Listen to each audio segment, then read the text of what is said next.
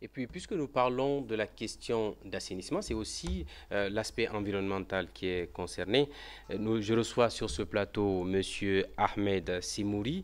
Il est le directeur régional du partenariat régional pour la conservation de la zone côtière et marine en Afrique de l'Ouest. Monsieur Simouri, bonsoir et merci d'avoir répondu à notre invitation.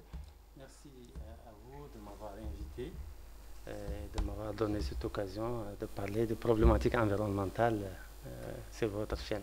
Très bien. Alors, nous pouvons maintenant aller. Quels sont les pays et quels sont les objectifs de cette organisation? Je coordonne le partenariat régional, comme vous l'avez dit, de conservation de la zone côtière marine Afrique de l'Ouest.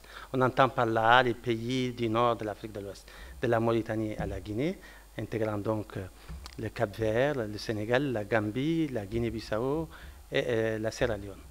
Et nous avons comme objectif de mobiliser les acteurs et les ressources pour promouvoir une conservation du littoral ouest africain. Donc à la fois de l'espace, mais aussi des ressources naturelles de ce littoral.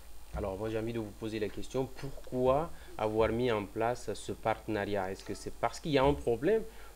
On a envie de savoir pourquoi. Oui, nos pays connaissent un développement rapide ces dernières années et une exploitation abusive des ressources naturelles du littoral.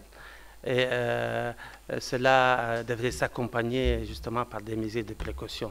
Cela nécessite donc un renforcement de capacité parce que nous sortons donc des années difficiles où les capacités étaient faibles. Donc il faut mettre à niveau les capacités, il faut travailler à l'échelle régionale pour confronter aussi les difficultés et surtout les problématiques émergentes dans les changements climatiques que nous ne maîtrisons pas, mais qui viennent à nos portes. Et donc nous avons beaucoup de défis et donc il va falloir mettre en place les ressources, les capacités pour affronter toutes ces difficultés. Très bien, on nous a aussi annoncé que la Guinée va bientôt abriter le 9e forum régional côtier. Quelles sont vos attentes à l'issue de ce forum? En fait, oui, nous allons organiser la 9e édition du forum et la 2e édition en Guinée. Je rappelle que la Guinée avait abrité la première édition du forum en 2003 déjà. C'est déjà un honneur pour nous d'être une 2e fois ici en Guinée. Donc on vient se consulter avec les autorités sur l'organisation de ce forum l'année prochaine, au mois de mai 2017. Le forum aura comme objectif de mobiliser les acteurs, les sensibiliser à l'échelle de la région, mais surtout à l'échelle nationale sur les problématiques marines et côtières. Faire des plaidoyers, mais mettre en place aussi des cadres de concertation. Par contre, on organise des ateliers thématiques, c'est des questions, et on réunit des acteurs qui viennent de différents pays et qui viennent de différents secteurs.